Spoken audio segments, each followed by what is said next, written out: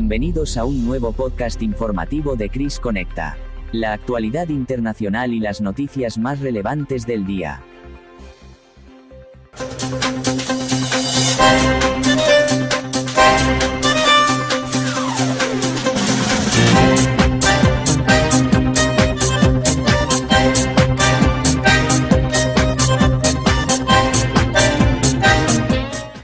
Según informa el abogado Rubén Gisbert, Alexander Bortnikov, jefe del FSB, informó al presidente Putin sobre la detención de 11 personas, incluidos 4 terroristas que estuvieron directamente involucrados en el ataque terrorista en el ayuntamiento de Crocus. Bortnikov también informó a Putin sobre los esfuerzos del FSB para identificar la red de apoyo de quienes cometieron el ataque terrorista.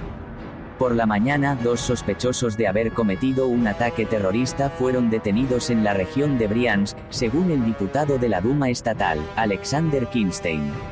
Según datos preliminares, más de 60 personas murieron como consecuencia del ataque terrorista. El Ministerio de Situaciones de Emergencia de Rusia ha publicado una lista de personas hospitalizadas tras el ataque terrorista en el ayuntamiento de Crocus. Según el canal Más Telegram, en el distrito Nablinsky de la región de Briansk fue detenido un símbolo Renault blanco que se cree que fue utilizado por los terroristas. Dentro había 4 hombres: Makhmadrasul Nasraidinov, Ribocidi Nismonov, Sokinion Safolsoda y Rustam Nazarov. Sin embargo, la página Facebook del Ministerio de Asuntos Exteriores de Tayikistán publicó una declaración, en relación con el ataque terrorista ocurrido en el complejo de conciertos Crocus City en Moscú. Llamamos la atención sobre la necesidad de una actitud responsable en la difusión de información sobre la supuesta participación de ciudadanos de Tayikistán o de ciudadanos tayikos en este acto. Destacamos que la parte tayika no ha recibido confirmación de las autoridades rusas sobre la información errónea que actualmente circula sobre la participación de ciudadanos tayikos.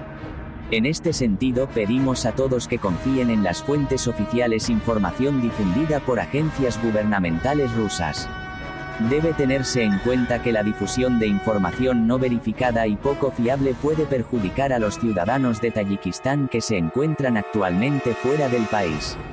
Examinemos los antecedentes previos al atentado terrorista en Moscú. La Embajada de Estados Unidos en Moscú emitió una advertencia sobre un posible ataque terrorista en Moscú el 7 de marzo. Parece que recibieron señales de inteligencia sobre algo que se estaba planeando y se lo habían transmitido a los rusos como una cuestión de la ley estadounidense sobre el deber de informar sobre amenazas terroristas creíbles. Tanto la Embajada de Estados Unidos como la británica publicaron advertencias de viaje el 7 de marzo, afirmando que grupos extremistas en Rusia estaban planeando lanzar ataques terroristas contra reuniones masivas, incluidos conciertos, en la ciudad capital de Moscú. El asesor presidencial ucraniano, Mikhailo Podolyak, afirmó que Ucrania no tuvo nada que ver con el ataque terrorista a la sala de conciertos Crocus de Moscú. ISIS se atribuyó la responsabilidad del ataque terrorista contra la sala de conciertos Crocus en Moscú, afirmando que el ataque tenía como objetivo específico una reunión de cristianos. Los expertos en terrorismo han confirmado que el mensaje oficial de ISIS es auténtico. Vale la pena señalar que el Estado Islámico Khorasan, ISKP, es quizás la franquicia más prolífica del EI. Tiene varias células con base en Afganistán y Pakistán, pero también tiene importantes capacidades para operaciones externas. Tiene fuertes vínculos con extremistas en Asia Central y del Sur y ha podido infiltrarse en células en Irán, así como en múltiples lugares de Occidente. También ha estado participando en una campaña sostenida de guerra mediática contra los talibanes afganos, Pakistán, Irán, Arabia Saudita, China, Rusia, India, Estados Unidos y el Reino Unido. Desde noviembre, ha habido información de inteligencia, bastante específica, de que ISISK quería llevar a cabo ataques en Rusia. El intercambio de advertencias sobre posibles ataques terroristas no es inusual. Es un recordatorio de que Rusia ha advertido a Estados Unidos sobre el sospechoso del atentado en el maratón de Boston, Tsarnaev. No es inusual que tanto Estados Unidos como Rusia se informen mutuamente sobre presuntos ataques terroristas. Sin embargo, así como Estados Unidos ha ignorado las advertencias de Rusia sobre los terroristas del maratón de Boston, Rusia puede haber hecho lo mismo con respecto al ataque terrorista en Moscú. Un vídeo muestra a Putin desestimando información de inteligencia estadounidense sobre un ataque inminente a reuniones populares, especialmente conciertos. Como señala @Samagrin, el ataque en Moscú fue un acto de terrorismo. Al no haber podido evitarlo, el Kremlin probablemente buscará una manera de utilizarlo, lo que puede significar culpar a Ucrania. El hecho de que el Kremlin utilizará el ataque con fines políticos no significa que haya sido una bandera falsa. Pero, si se confirma al 100% que es ISISK, entonces representa un gran fracaso del FSB y personalmente de Putin, quien descartó deliberadamente la amenaza potencial. El ataque en Moscú podría utilizarse para movilizar aún más a la población de la capital, una región que ha sido en gran medida excluida de la movilización por parte de las autoridades rusas. Según trascendió, ya se han enviado mensajes de movilización, como señaló @Ruslantrad. Recordemos que hace 25 años Putin se convirtió en primer ministro tras el bombardeo de un edificio de apartamentos en Moscú, del que culpó a los chechenos, justificando así la nivelación de Grozny solo unas semanas después. Kamil Galeev, @KamilKazani, publicó ayer un hilo completo sobre este tema. Peter Neumann, @PeterNeumann, responde a la pregunta de por qué Estados Unidos advertiría a Rusia. 1. Estados Unidos ve el terrorismo de este tipo como un crimen contra la humanidad. 2. Porque ellos mismos quieren ser advertidos. Reciprocidad. 3. Porque tienen el deber legal de proteger a los ciudadanos estadounidenses que se encuentran en Rusia. Deber de advertir. También destaca que 1. La carta de responsabilidad de ISIL, 2. El ataque complejo según el modus operandi de ley, 3. Las advertencias de Estados Unidos de que se estaba planeando un ataque de ese tipo, y 4. La rama de ley, ISKP, que tiene vínculos históricos con la región. Todos apuntan hacia una planificación y ejecución sofisticadas del ataque. Para concluir, la evidencia actual sugiere que el ataque terrorista en Moscú no fue orquestado por Putin o Ucrania, sino probablemente por ISIS. Si la evaluación de Peter Neumann es correcta, entonces los atacantes en Moscú pertenecen al mismo grupo que atacó la Catedral de San Esteban en Viena en Navidad. Esta revelación subraya la amenaza global que representan ISIS y sus afiliados, mostrando su capacidad para llevar a cabo importantes ataques terroristas lejos de sus bases de apoyo. Parece cada vez más improbable que haya sido ISISKP el responsable de la masacre en el ayuntamiento de Crocus. Parece probable que los verdaderos tiradores fueran de Tayikistán.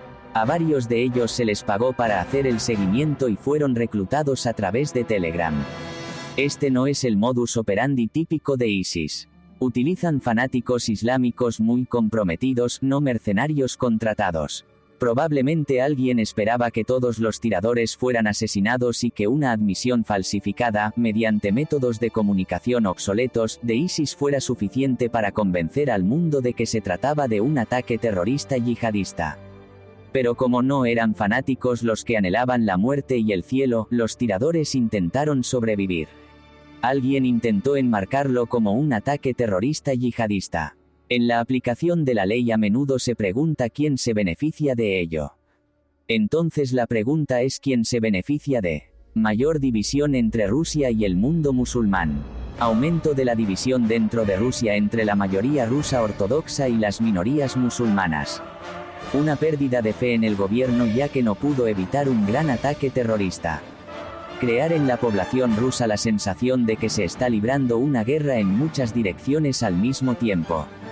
No solo hacia Occidente y Ucrania, sino ahora también hacia los yihadistas. Los principales benefactores son, por supuesto, Ucrania y sus patrocinadores occidentales. Por lo tanto, las principales sospechas recaen sobre ellos como los organizadores originales del ataque. Aún no tenemos pruebas de nada, pero si me viera obligado a adivinar, lo haría sobre grupos relacionados con la inteligencia militar ucraniana GUR, tal vez sin la aprobación oficial del gobierno de Kiev. Sé que muchos proucranianos acérrimos dirán que se trata de operaciones rusas de bandera falsa. Si analizamos esa idea, ¿qué tendría que ganar y perder Rusia con tal operación? Ganancias. Pérdida de apoyo en Occidente a Ucrania. Fortalecimiento del apoyo público en Rusia a la guerra. Apoyo público a una movilización a gran escala. Desventajas. Incertidumbre sobre si Rusia podría culpar de manera convincente a Ucrania.